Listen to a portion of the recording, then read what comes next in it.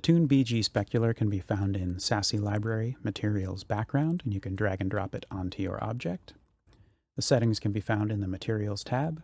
We can change the color. We can change the saturation, the roughness,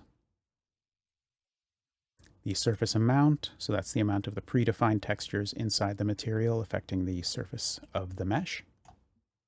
We can darken or lighten it, change the amount that the pattern is overlaid,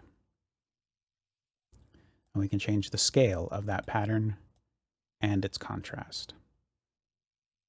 Then we can also make any adjustments we want in the shader editor. Going inside this group, we can see it is our specular wet shader with a number of adjustments applied to make it a more graded, subtler change between light bands.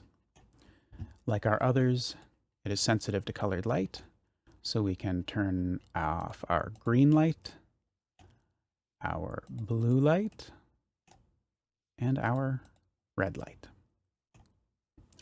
And that is the Toon BG Specular.